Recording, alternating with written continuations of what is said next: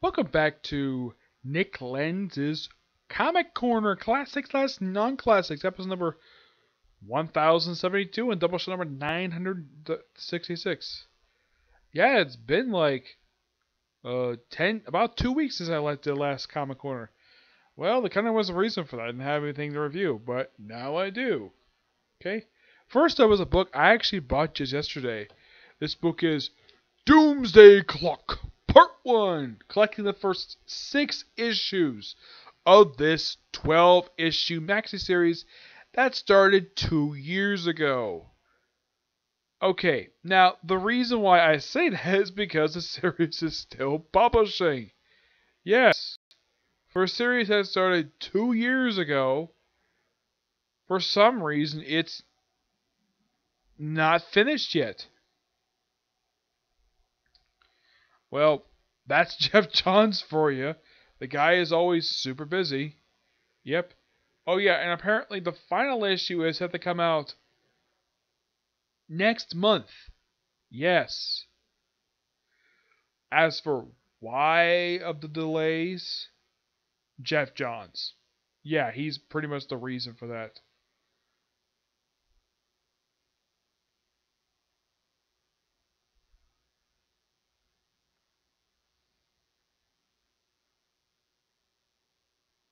Yeah. This book contains the first 6 issues of the series. Now, there's a few new characters introduced in here, basically in the first issue. We have the characters of Mime and Marionette, which, when I heard about these two characters, they're the pastiche of Punch and Judy. Two characters covered by Steve Ditko. Now, the thing with Watchmen is, they're known for being basically based upon characters from the Charlton comics. Rorschach is based upon The Question. The Comedian is based upon The Peacemaker. I believe that Ozymandias is based upon Judo Master. Let me look up on here. I think he is. I know Silk Spectre is based upon Nightshade. I believe so, if I'm not mistaken.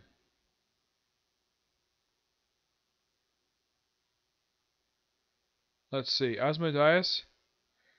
He is based upon Peter Cannon. Yep, Peter Cannon. Yep. Dr. Manhattan is based upon...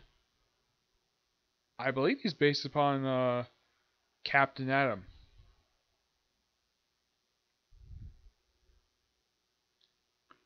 Yeah, he's basically based upon Captain Atom.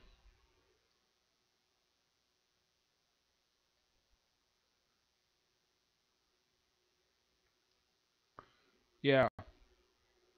Now, the series opens up with new Rorschach, Reggie, breaking out, well, my Marionette. You can sort of get their backstory explored in these issues where she grew up with her father committing suicide, and she basically thing with dolls, and you kind of get their sort of relationship. And Doc Manhattan does show up in this series a couple times. Now, apparently Rorschach was hired by Adrian Vought, aka Ozymandias, the man who caused the events of Watchmen to happen. Yep.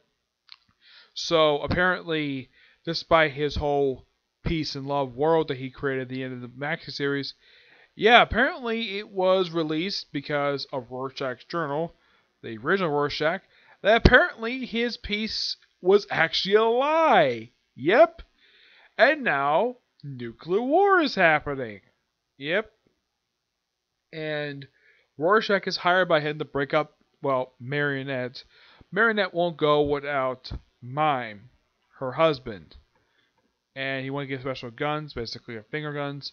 And they go meet Rorschach. They go meet Adrian Vought at Night Owl's apartment, I'd say. Yes. As what happened now and Silk Spectre, they retired. It's not explicitly explained what happened to them. So they basically they take the Owlman's ship, which is basically based upon the Bug, the ship that Cord was known for using in a lot of it, pretty much like all of his appearances. He's known for using this damn thing. Heck, he used in the recent Blue Beetle book. So Adrian Vought, the new Rorschach, Mime, Marionette go off to The basically job to do is to find Dr. Manhattan. He said, "Oh, yeah, go to Different Galaxy." Yeah, it was revealed by Jeff Johns. He went to DC Universe. Yep. And at the end of the first issue, Superman's in the first issue, and then they go to DC Universe and they up in Gotham City of all places, and they run into frickin' now Batman does show up in the issue along with frickin' Lex Luthor.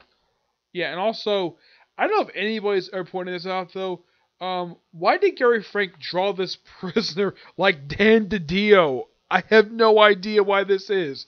Okay, is this basically Dan DiDio being poked fun of in another book? This is like the third or fourth book I've seen that DC's published where he had to poke fun at frickin' Dan DiDio. I think the reason why Jeff Johns is like away with it because, well, he's frickin' Jeff Johns. Yep. So yeah, they end up in Gotham City. Issue 2 is simply put the origin of basically the backstory of what My Mariner up to prior to being put in prison. Now, Batman shows up in this series. Now, they go off their separate ways. Rorschach goes to meet Batman, and Adrian Vought meets Lex Luthor. Wow. Yeah. And I love the intro. It's like, hey, you're all fired, and because they're all arguing. And Adrian Vought, this is so funny. He's like, who are you? I'm the smartest man in my world. Just like, are you the smartest man in this world? I was like, okay, never mind. And of course, he pokes fun at the ending of the Watchmen series, the whole alien hoax, and causing death in millions. Yeah, I thought that was quite hilarious, the fact he actually did that. Now, Batman, oh boy. Now, at the end of the first issue, like, while they're talking, all of a sudden, Lex is shot by a mysterious assailant. Who is the mysterious assailant? Why, it's the comedian! Yes, the chameleon! The same guy who Adrian Vought. Basically, you can easily tell he's shocked to see him alive because even any reader who read Watchmen knows this guy's supposed to be dead. He got shoved out of a 20-story window and died. He got turned into a pancake. Okay, at least issue 3 bothers to explain how the heck he's alive. Apparently, Dr. Manhattan transported him to the water. They kind of told the history about his death.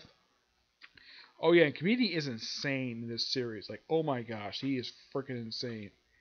Okay. Now I'm going to show you what this. Now Batman does appear in this series, but for some reason he's wearing the Batman Inc. costume. Yeah, if you look at the costume closely, it's the Batman Inc. costume, which makes it the first time he's put on this costume in 6 years. Why it took him that long, I have no idea. Also, issue 3 is basically we get to reveal who the new Rorschach is. His name is Reggie, and definitely he's not the real one. And they say, oh yeah, I know where Dr. Manhattan is. And he just leads him to Arkham Asylum, which at least is issue 4.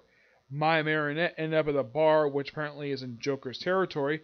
So they kill a bunch of Joker's goons. They eventually meet up with the Joker in the series.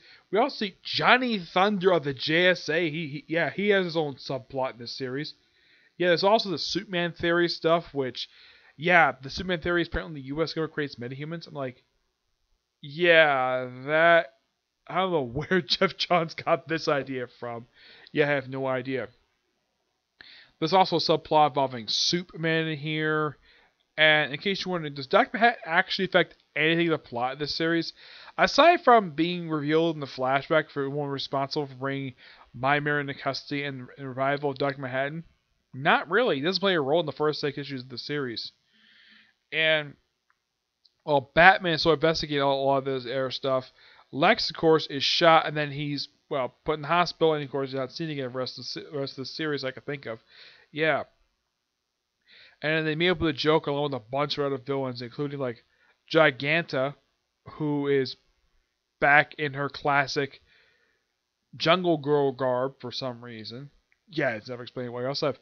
Oh, in case you're wondering, Mr. Freeze's first suit shows up in here in a cameo because Gary Frank loves drawing the back. Like, he's one of those few artists who loves drawing the Batcave in full detail. Gotta praise Gary Frank for doing that. And we also see the Riddler in one of his classic suits. Yeah, we see a bunch of like classic villains. One of them gets killed. I think his name is Typhoon. He's a new character. And... eventually, of course, Joker goes off with My Marionette to do whatever they want to do. Batman gets free after he was briefly taken by the Joker to these villains. Lex does nothing. Rorschach breaks out, but he meets up with Johnny Thunder. Yep, basically set up their own subplot. When they meet up with frickin' Saturn Girl. Yep.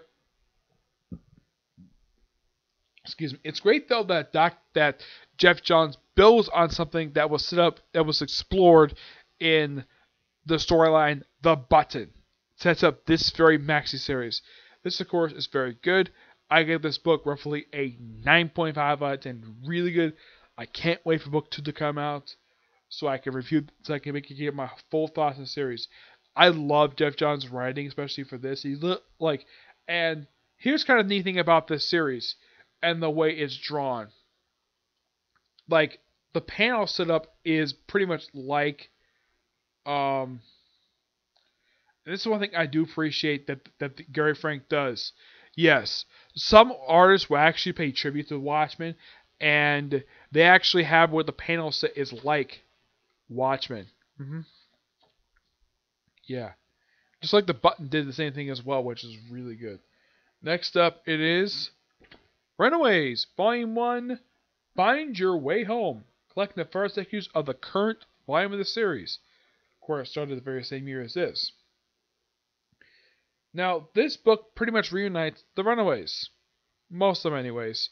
You have where the book opens up with Chase bringing Gertrude from the past to the future and meet with Nico. And apparently, they mention the events of Avengers Arena in this series. Not undercover per se, but Avengers Arena.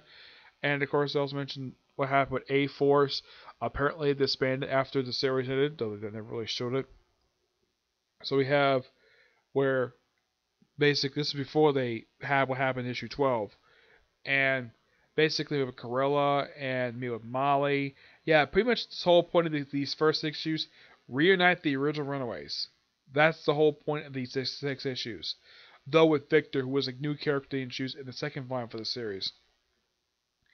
And the new character they introduced during the third volume for the series, she is revealed to be with the Foster family, who she's doing fine, though she apparently doesn't return for the series for some reason. I don't know why. Maybe the writer just didn't want to do anything with her. That's my personal theory. So, yeah. So, we bring the group back together, though they had to fight Molly's grandmother and her telepathic cats. Yeah, it's a bit of an odd... Oh, yeah, and also Lenz returns to the series. First time since Volume 3. Yeah, in case you're wondering about the ending of Volume 3, never resolved. Nope. It left off the cliffhanger, and we waited 8 years to follow up with it. We bring the series back, and it's ignored. Yeah, it's never mentioned at all about the whole Gertrude from the future thing. Yep. But not much else to say about these 6 issues. It's just a starting point for the series.